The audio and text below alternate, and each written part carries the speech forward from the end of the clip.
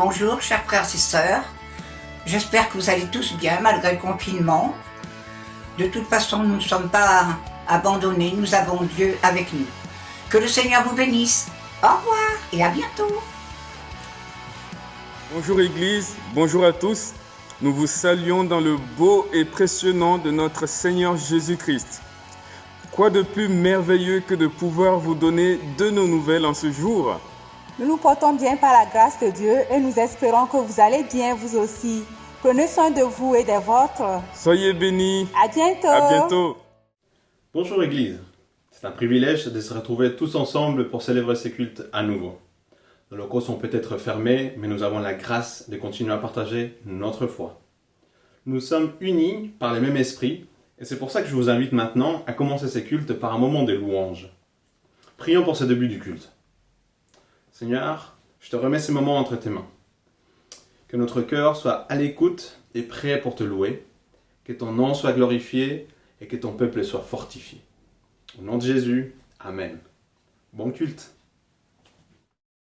À mon tour de vous saluer, j'aimerais vous inviter à ce temps de louange qui va suivre et surtout vous encourager, nous encourager à créer cette bulle, cet instant, couper un peu avec le quotidien et se concentrer sur ce qui est en train de se passer. À tout de suite. Tu m'as ébloui par tes mélodies, tu m'entoures d'un chant d'amour, chant de délivrance devant mes ennemis, toutes mes craintes s'enfuient. Je ne suis plus esclave de la peur, je suis enfant de Dieu. Je ne suis plus esclave de la peur, je suis enfant de Dieu. Je ne suis plus esclave de la peur, je suis enfant de Dieu. Je ne suis plus esclave de la peur, je suis enfant de Dieu. Oh, oh, oh,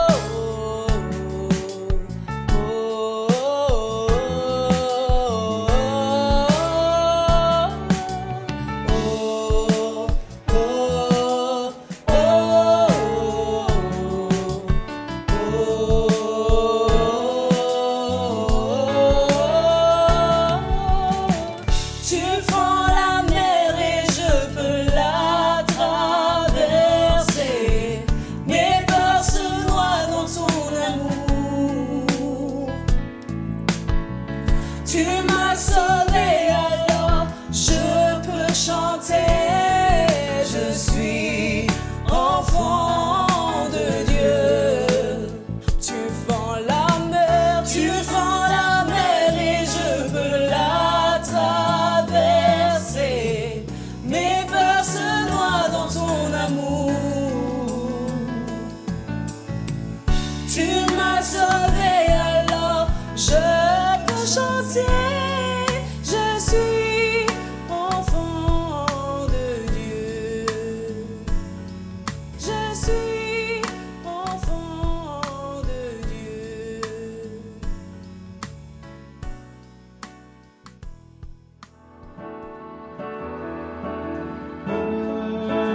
Voici, confondu par ta majesté, couvert par ta grâce illimitée. Me voici, conscient du poids de mes fautes, couvert par le sang de l'agneau. Car je sais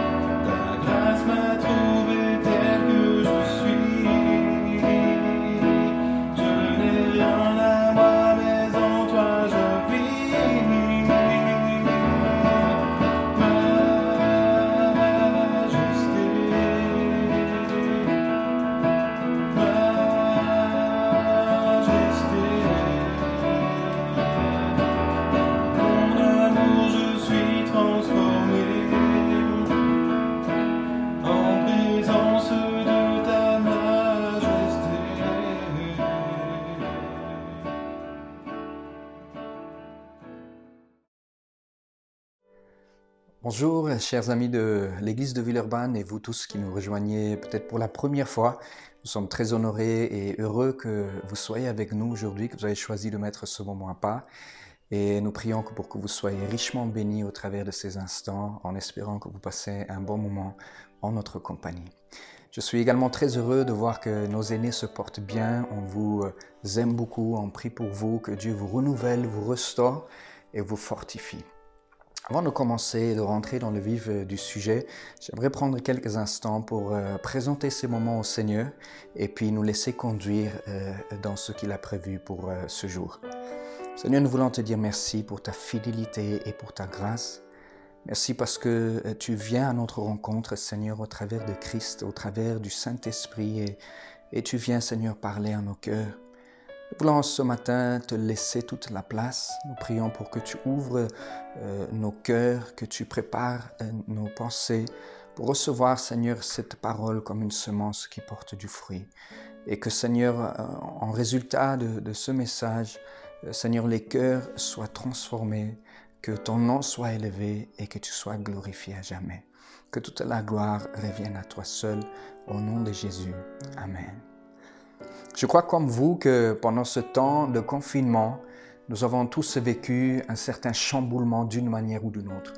Nous étions en train de faire notre train-train quotidien, comme on a l'habitude de dire, et puis on avait des projets, on avait toutes sortes d'idées de ce qu'on fera et de ce qu'on ferait et de ce que demain on aura comme projet. Et finalement, tout d'un coup, tout s'arrête. Et la liberté de déplacement n'est plus la même. On n'a plus la possibilité d'aller boire un verre avec ses amis ou d'aller au restaurant, de faire un tour avec les enfants. Tout d'un coup, cette habitude et cette routine à laquelle nous étions tant habitués et dans laquelle nous trouvions une certaine sécurité est complètement chamboulée. Pour certains, nous expérimentons ce temps de confinement plus comme un inconvénient. Pour d'autres, c'est une véritable catastrophe. Un inconvénient pour ceux peut-être qui ne peuvent plus faire ce qu'ils avaient l'habitude de faire, qui sont confinés à la maison et du coup, toutes les joies liées à la vie d'habitude ne sont plus possibles. Catastrophe pour ceux dont les chiffres qui sont énoncés à la télévision sont bien plus que les chiffres, mais deviennent des noms concrets, des personnes qu'on a aimées et qu'on continue à chérir et à porter dans notre cœur, mais qui sont partis dans le deuil. Mais pour nous tous, cette expérience est une remise en question de certains fondements de nos vies. Et souvent, comme c'est le cas quand on traverse des crises dans la vie, c'est une occasion de pouvoir tester et revoir notre vision de vie fondamentale. Et c'est ce que je voudrais vous proposer ce matin, au travers de quelques réflexions tout simples, d'examiner les fondements de notre vie pour voir est-ce que ce sont des fondements solides. L'Ecclésiaste nous dit ceci en Ecclésiaste 7.2, « Vaut mieux aller dans une maison de deuil que d'aller dans une maison de festin, car c'est là la fin de tout homme, et celui qui vit prend la chose à cœur. » La première remarque que je voudrais faire concernant ce passage, ce n'est pas du tout une célébration de la mort ou l'invitation à une vie de tristesse, de se morfondre dans la misère du monde. Tout au contraire, c'est une invitation à la vie véritable. Il nous dit que c'est là la fin de tout homme, nous tous nous allons mourir un jour, mais celui qui vit prend la chose à cœur. En d'autres termes, il commence à valoriser la vie véritable. Et c'est là mon premier point, tout simplement, que Dieu, c'est le Dieu de la vie. Et il nous invite à une vie véritable, il nous invite à une vie qui déborde de joie, d'amour et de paix. Jésus lui-même nous dira, « Je suis venu pour que mes brebis aient la vie, et pas n'importe laquelle, mais qu'ils aient la vie en abondance. » Ce que Dieu veut, que nous vivions une vie d'abondance, une vie pleinement satisfaite en lui. Je crois profondément que le désir de réussir dans la vie est ancré profondément dans le cœur de chaque être humain. Et je suis convaincu que c'est Dieu lui-même qui a placé ce désir de bien vivre et de réussir sa vie dans nos cœurs. Mais cette réussite, telle que nous la concevons, elle peut être très variée et différente. Parce qu'en réalité, notre notion de réussite sera liée aux choses que nous valorisons le plus. Lorsque nous valorisons une carrière professionnelle, une vie d'abondance financière, notre notion de réussite va être liée à ce que nous valorisons davantage. Pour quelqu'un qui place la famille comme le centre de sa vie, en fait, sa réussite va être liée à cette destinée familiale, à peut-être l'éducation de ses enfants, ou tout simplement à vivre une vie de famille paisible. Bref, notre destinée ou la manière dont nous concevons la réussite de la vie, comment nous évaluons la réussite de la vie, dépendra profondément de ce que nous valorisons profondément. Dieu veut que nous puissions réussir. Je crois profondément que c'est lui qui a placé ce désir dans notre cœur parce que c'est le Dieu qui célèbre la vie. Il ne nous a pas créés pour la mort, il nous a créés pour vivre pleinement en lui. Je voudrais par contre regarder trois visions différentes de la vie et de concevoir cette idée de réussite. Si nous voulons mesurer notre réussite dans la vie, il faut bien qu'il y ait un objectif, un but derrière. Et ce but dépendra de la manière dont nous regardons le monde dans lequel Dieu nous a placés. Le pasteur Daniel nous a posé très justement dimanche dernier la question « Quel est le but de notre vie ?» C'est une question fondamentale parce que si nous ne savons pas y répondre, nous ne savons pas non plus mesurer et ajuster notre vie en fonction de cet objectif. Revenons à nos trois visions de la vie principale. Et je voudrais vous proposer une façon très simple de les regarder. Premièrement, c'est la vision naturaliste du monde. Une vision qui exclut toute intervention divine et qui se repose que sur ce qui est du naturel. C'est une vision de la vie où l'être humain est forcément au centre parce qu'il n'y a pas d'autre repère. Et c'est l'individu qui va déterminer sa vie en fonction de ses désirs, en fonction de ce qu'il a envie d'accomplir. Le désir de son cœur vont tracer la route de sa vie et tout ce qu'il fera dépendra de ce qu'il désire au plus profond de son cœur et le désir va se manifester dans la manière d'agir à l'extérieur. Il n'a pas recours aux ressources extérieures surnaturelles, quelles qu'ils soient, mais c'est réellement une ressource, une vision qui repose que sur la force humaine.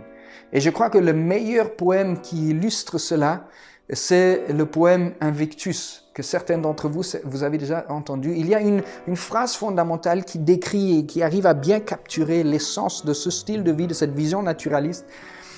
Je suis le maître de mon destin, le capitaine de mon âme. Et c'est, je crois, vraiment le titre qu'on pourra mettre sur cette vie naturaliste du monde. L'homme au centre qui essaye par ses propres moyens d'accomplir et de se réaliser. Il y a la deuxième vision qui est la vision religieuse. Elle n'est pas très différente de la vision du monde, la vision naturaliste, parce que c'est toujours l'homme qui est au centre. C'est l'homme qui cherche à se réaliser ou accomplir ses désirs. Mais à la différence de la première vision, maintenant, il va faire appel à une notion du divin ou du religieux pour l'aider dans cette quête. Il a profondément un désir dans son cœur, il a envie de se réaliser, il a envie de connaître et de réaliser ce projet. Mais il le fera en s'appuyant sur Dieu, en s'appuyant sur des esprits, en s'appuyant sur une vision religieuse du monde qui va lui fournir une énergie, une capacité pour réussir selon lui. Et ainsi, la religion, les règles, l'observation deviennent une possibilité d'attirer les grâces divines, les faveurs des esprits peut-être pour aider à accomplir sa propre vision. Et c'est toujours l'homme au centre, avec ses propres désirs, qui va orienter sa vie selon ça. Mais il va rentrer dans une vision et il va essayer de faire tout pour se munir d'une force et d'une grâce qui va l'aider à poursuivre sa volonté et ses objectifs. Et ça, c'est réellement le légaliste par excellence, qui fait tout ce qu'il peut faire vis-à-vis de Dieu parce qu'il cherche à obtenir quelque chose, une faveur en retour qui va lui permettre d'accomplir sa vision. Et puis, il y a la vision de Jésus. Et pour découvrir la vision du monde de Jésus, je voudrais vous proposer une lecture selon les évangiles. J'ai pris plusieurs passages pour les mettre ensemble et je voudrais tout simplement qu'en les lisant, vous preniez le temps de déguster et de laisser vraiment ces paroles entrer dans votre cœur. Jésus nous dit, « Ma nourriture est de faire la volonté de celui qui m'a envoyé et d'accomplir son œuvre. Le Fils ne peut rien de lui-même, il ne fait que ce qu'il voit faire au Père. Tout ce que le Père fait, le Fils aussi le fait pareillement. Je ne puis rien faire de moi-même, selon que j'entends, je juge. Et mon jugement est juste, parce que je ne cherche pas à faire ma volonté, mais la volonté de celui qui m'a envoyé.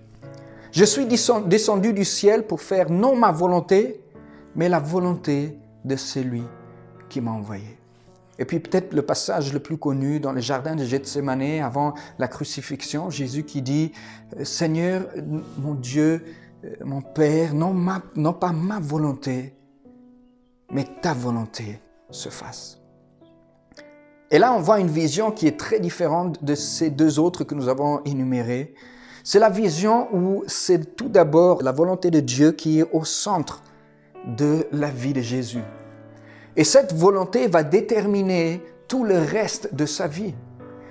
On se rend compte que pour Jésus, la réussite de la vie n'était pas d'accomplir tout simplement ce que lui il avait envie de faire, mais c'est d'accomplir la vision et le but, la mission que celui qui l'avait envoyé sur terre lui avait confiée. Ainsi, il ne cherchait pas sa propre volonté, mais il cherchait la volonté de celui qui l'avait envoyé.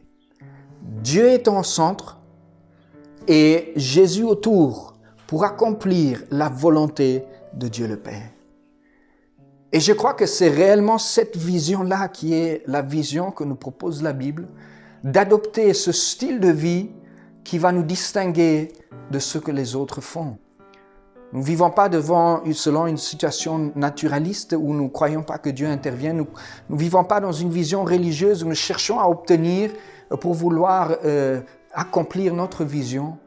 Mais le bonheur et la raison d'être même, c'est de pouvoir suivre et d'accomplir la volonté de Dieu pour chacun de nous, la raison pour laquelle il nous a envoyés sur cette terre. Et comme Jésus a été envoyé sur cette terre, toi et moi, si nous sommes vivants, Jésus a un projet, Dieu a une vision, Dieu a une mission pour chacun de nous. Jésus nous dira, comme le Père m'a envoyé, je vous envoie. Et le but de chaque être humain envoyé sur cette terre, c'est de faire la volonté de notre Père, de celui qui nous a envoyés. Et ainsi, la manière dont on va mesurer notre succès ne peut pas être une superposition des attentes de la société, ni des attentes de mes parents, ni des attentes des gens à l'extérieur, mais la manière dont je vais évoluer, si oui ou non j'ai réussi la vie, dépendra de l'objectif de celui qui m'a envoyé. Si aujourd'hui vous entendez ces paroles, c'est que Dieu a voulu que vous soyez en vie. Et même s'il a utilisé vos parents pour cela, mais la vraie raison, ce n'est pas parce que vos parents se sont aimés, mais c'est parce que Dieu vous a aimé et il a voulu que vous soyez là. Et il a un projet pour vous, comme il a un projet pour moi. Alors pour revenir sur cette grande question du but ultime de notre vie, je voudrais vous proposer dans cette dernière partie quelque chose, un chemin très simple pour poser le cadre autour de cette grande question. La catéchèse de Westminster nous définit le but de la vie très simplement, en disant le but ultime de l'humanité, c'est de glorifier Dieu et de se réjouir en lui éternellement. Et j'aimerais pendant le reste de cette vidéo pouvoir tout simplement décortiquer un peu qu'est-ce que cela implique de façon conceptuelle et aussi de façon tout à fait concrète et pratique. Alors, lorsque nous lisons les Écritures et notamment en Romains, l'apôtre Paul nous dit que c'est de lui, par lui et pour lui qui ont été toutes choses. Il a créé tout l'univers pour la gloire de son nom. En Éphésiens, à 3 reprises dans le premier chapitre, il dit sa volonté, c'est que nous puissions célébrer la gloire de sa grâce, que nous puissions célébrer sa gloire, que nous puissions célébrer sa gloire. Ainsi, vous et moi et tout l'univers existent dans ce seul but de glorifier Dieu. Et là, j'entends des voix se lever en disant « Oh, mais c'est égoïste, un Dieu qui fait tout pour que ce soit juste pour sa gloire, pour qu'il soit admiré. » Et c'est là où je voudrais vous proposer peut-être une lecture à laquelle vous n'avez pas forcément pensé.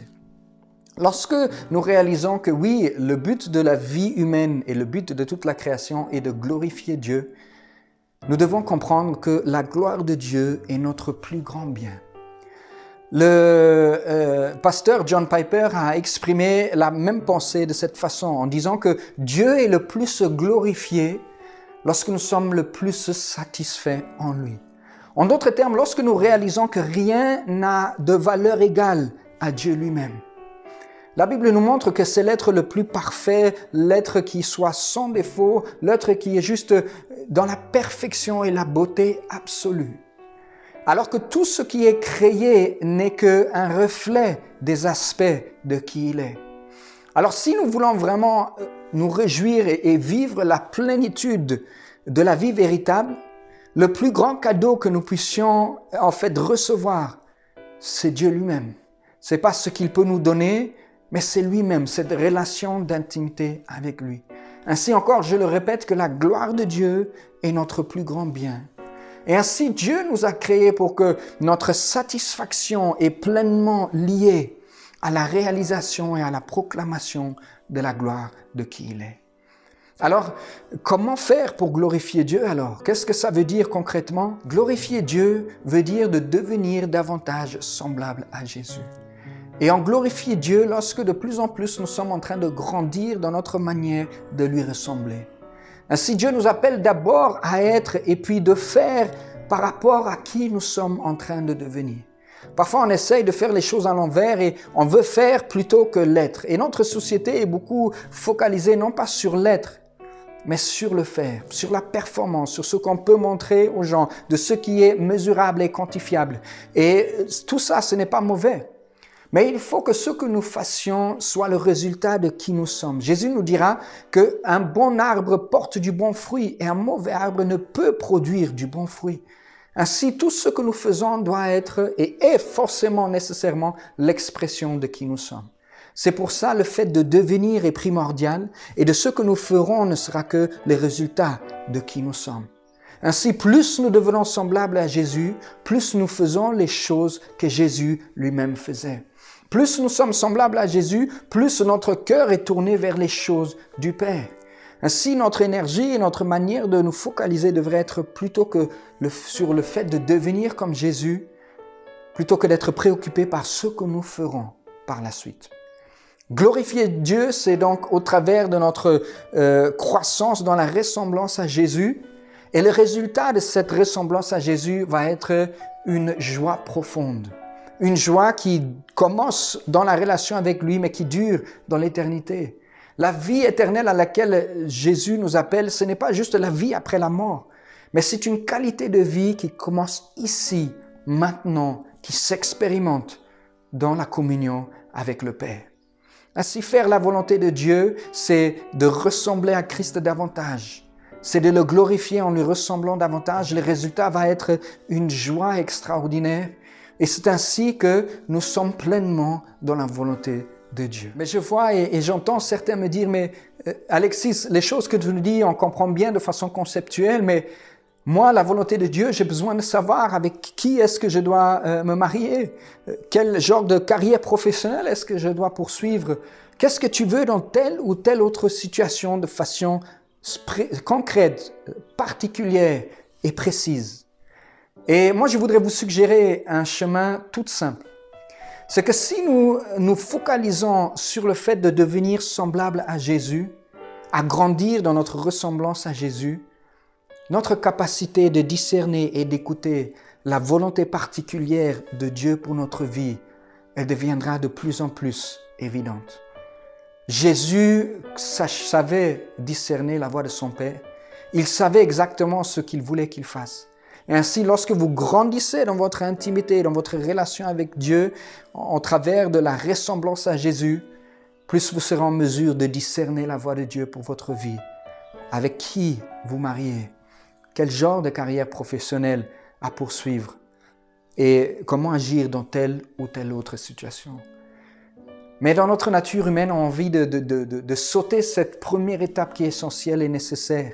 Et on veut tout de suite savoir quelle est la volonté de Dieu pour ma vie, pour que je puisse m'y accrocher et suivre. Mais la volonté de Dieu pour ta vie, pour la mienne, c'est de ressembler à Christ. Et lorsque nous ressemblons à Christ et nous sommes en train de grandir dans la ressemblance à Christ, Dieu va se révéler à nous dans les différentes manières. Ainsi, il nous a laissés avec le Saint-Esprit. Il ne nous a pas laissés orphelins, mais il nous a laissés avec le Saint-Esprit, le Consolateur, qui nous conduira dans toute la vérité. Il ne s'agit pas d'une vérité extra-biblique ou quelque chose qui soit farfelu, mais il s'agit là, je le crois profondément, que le Saint-Esprit, Dieu nous l'a donné pour qu'il puisse nous conduire et nous parler dans la manière tout à fait concrète vis-à-vis de nos vies, de savoir dans quelle direction aller. Et c'est le Saint-Esprit qui révèle le cœur du Père, le cœur du Fils et qui applique cette réalité dans notre vie. Ainsi, je veux vraiment vous encourager dans ce temps à vous focaliser sur votre croissance en Jésus. Jeune frère, jeune sœur, peut-être toi qui ne sais pas trop qu'est-ce que je dois faire, calme-toi et prends le temps de t'ancrer et de grandir dans la ressemblance à Christ. Et tu verras que dans l'intimité du Père, il te soufflera la direction à suivre. Soyez richement bénis. Pour vous qui nous regardez, que la grâce et la paix de Dieu soient avec vous. Au nom de Jésus. Amen.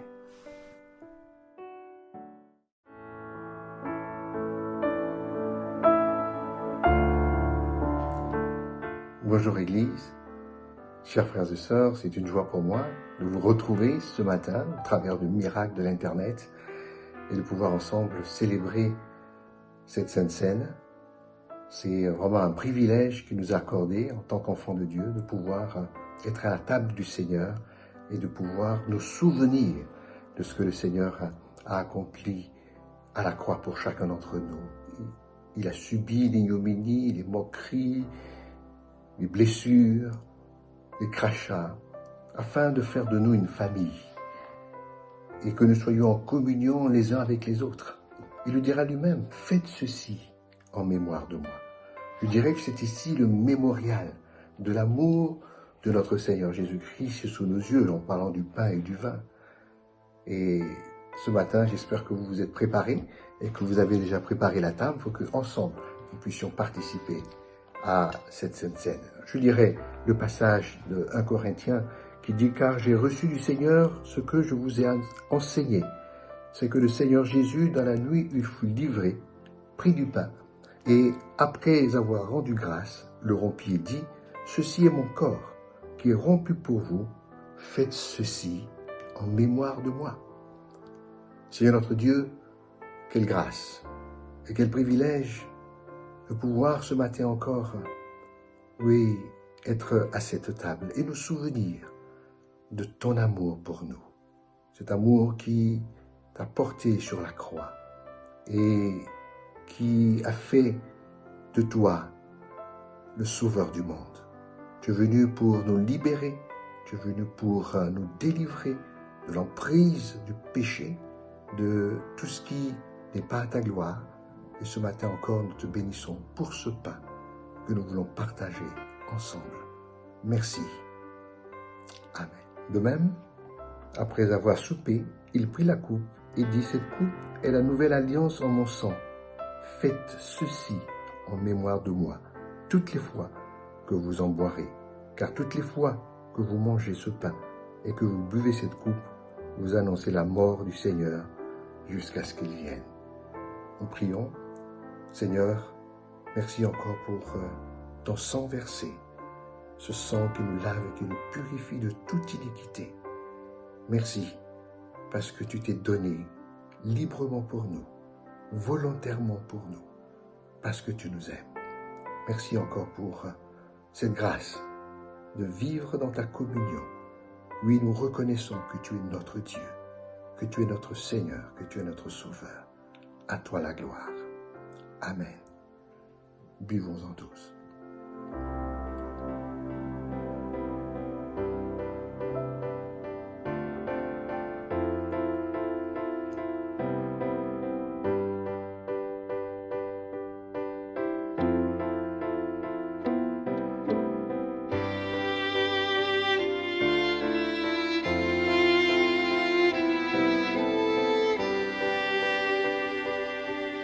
Tu combats pour nous en tout temps, entouré de tous les anges.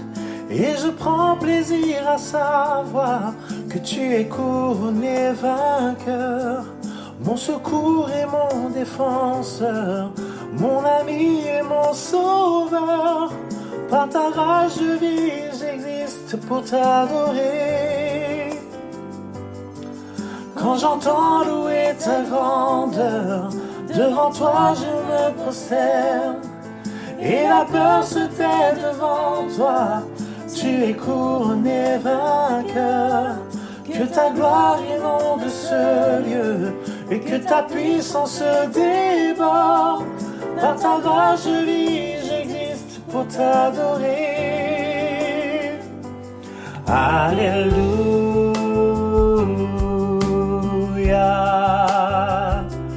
Tu as triomphé, tu as triomphé.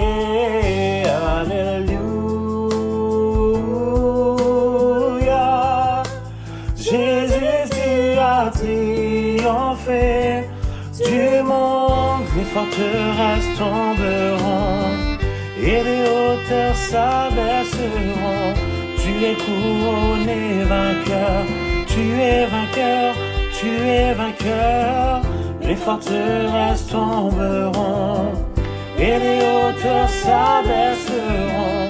Tu es couronné vainqueur, tu es vainqueur, tu es vainqueur.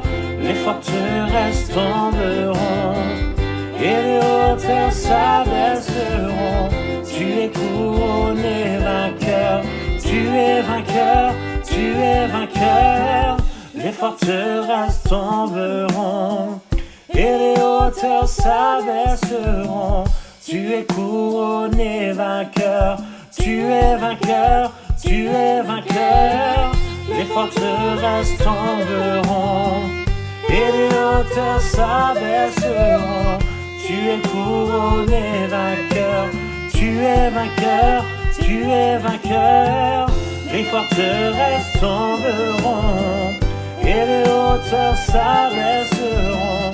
Tu es couronné vainqueur, tu es vainqueur, tu es vainqueur.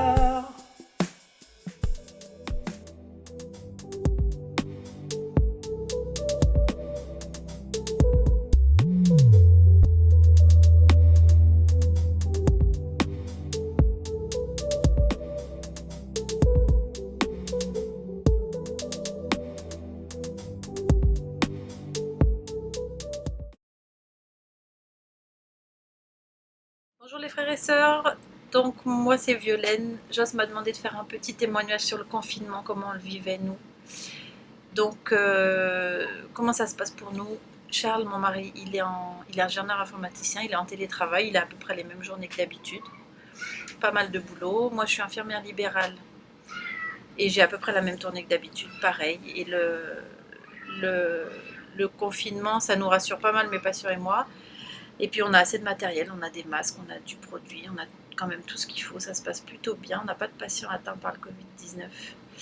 Et puis les enfants, nos 4 enfants, il y en a 3 qui sont à l'école, à la maison. Là je me suis cachée dans la buanderie, c'est pour ça qu'il y a, voilà, il y a un minuteur, bref.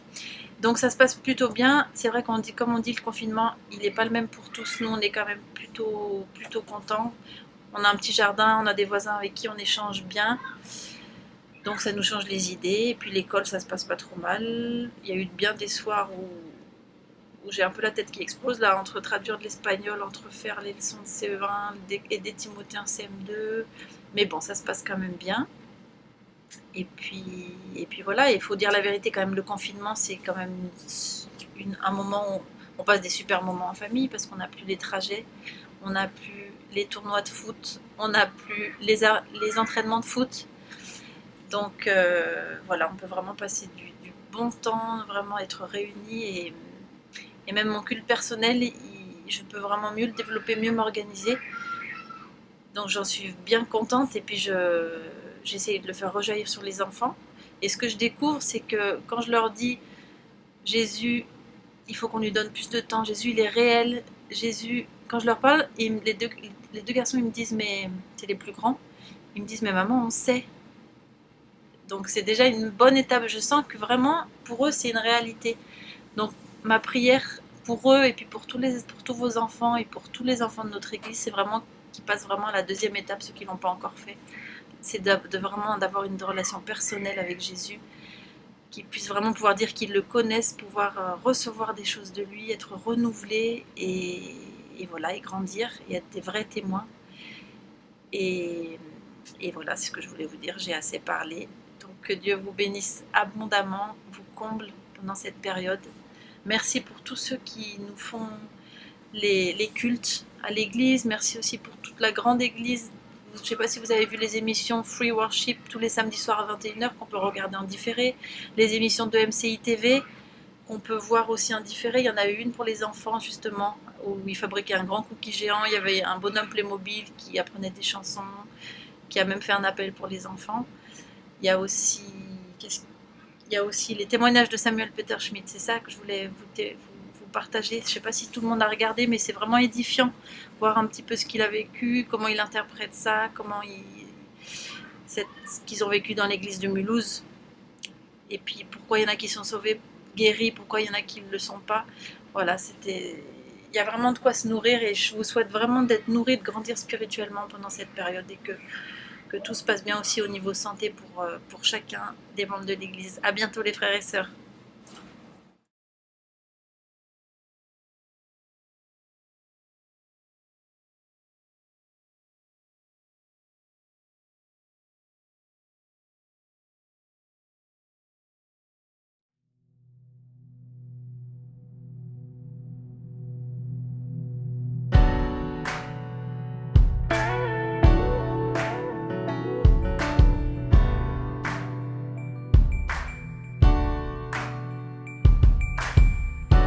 Tu me sondes et me connais. Rien n'est caché devant toi. Ton savoir est si parfait. Tu veilles sur toutes mes voies. Tu es mon Dieu, mon roi. Ton amour est plus puissant que tout. Il est la source de ma foi. Ton amour pour moi surpasse tout. Jusqu'aux confins de la terre, ta main me conduira. Si je suis dans les ténèbres, la lumière m'éclairera. Tu es mon Dieu, mon roi. Ton amour est plus puissant que tout. Il est la source de ma foi. Ton amour pour moi surpasse tout. Bien avant mon premier cri, oh Dieu, tu m'aimais déjà. Tous mes jours étaient inscrits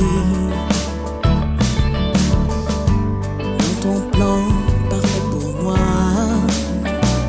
Tu es mon Dieu, mon roi. Ton amour est plus puissant que tout. Il est la source de ma foi. Ton amour pour moi surpasse tout.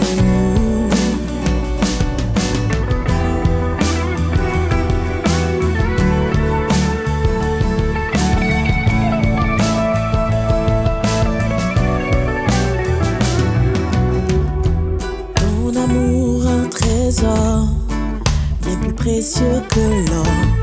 Ton amour infini remplit toute ma vie.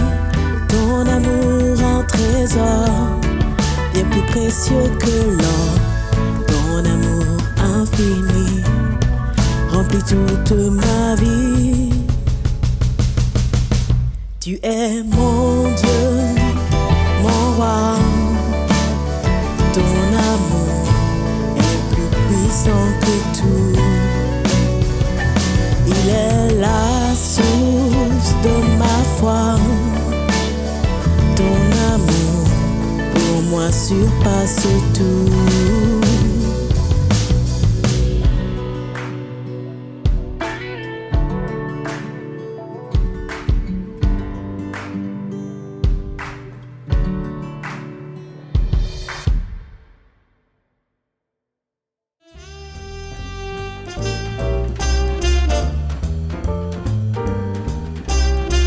Bonjour, nous sommes Patrick et Odile, responsables des seniors.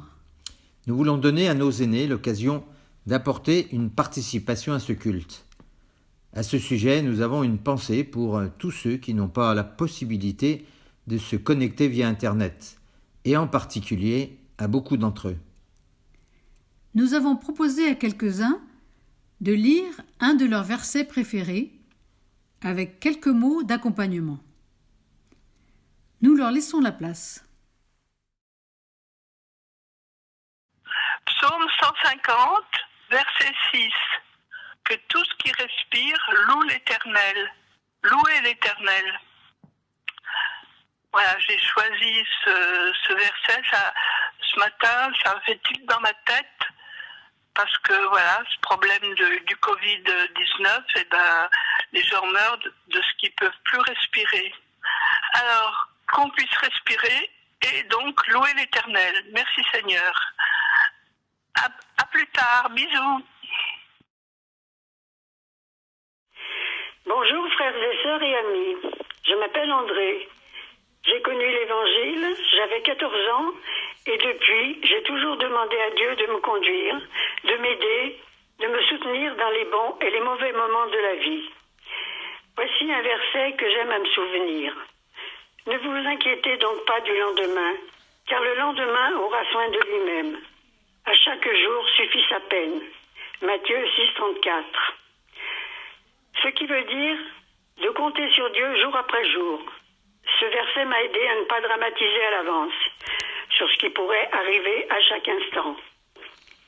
Il y a 1 an, nous avons eu le décès de Claude mon mari. Et dans cette épreuve, Dieu nous a soutenus. Et moi, j'ai pu vivre ce verset. Au revoir, frères et sœurs. Que Dieu vous bénisse. Jésus est le chemin, la vérité et la vie. Jean 14, verset 6. Salut, bien à vous tous, chers frères et sœurs. Prenez courage, gardons confiance, car Jésus marche à nos côtés. Amen. Amen. Jean 12, verset 36. Pendant que vous savez la lumière, croyez en la lumière, afin que vous soyez des enfants de lumière. Merci Seigneur, toi qui as fait le ciel, la terre, la mer et tout ce qui s'y trouve, et même la lumière. Les destinées sont dans ta main. Psaume 31, verset 16. Ce verset m'a soutenu, m'a consolé, et chaque jour je le relis et j'en fais le sujet de ma joie, de ma marche avec le Seigneur. Il est fidèle, il est vivant, alors je vous encourage moi aussi à faire autant, à choisir un verset et à le lire, à le relire et à vous nourrir de ce verset comme je fais moi-même. Que Dieu vous bénisse. Et c'est comme ça que notre culte touche à sa fin. Nous espérons que vous avez passé un très bon moment dans la présence du Seigneur, que ce message vous a parlé. Nous voulons vous rappeler également les différentes activités que notre Église propose tout au long de la semaine. Et ici même sur YouTube, vous avez les « Et si on en parlait ?» c'est tous les vendredis également.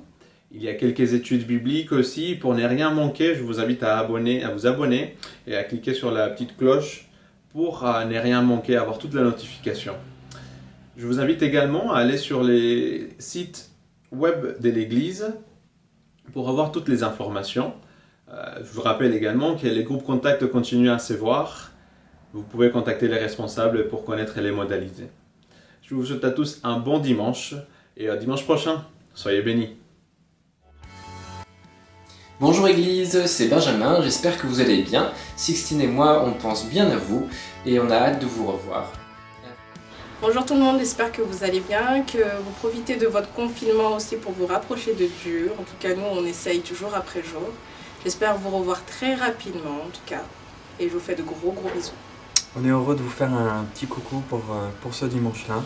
Et nous vous souhaitons une excellente semaine à tous. Yes, bonne semaine. Bonne semaine.